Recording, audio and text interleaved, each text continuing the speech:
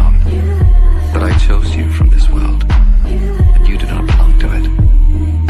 That is why the world hates you.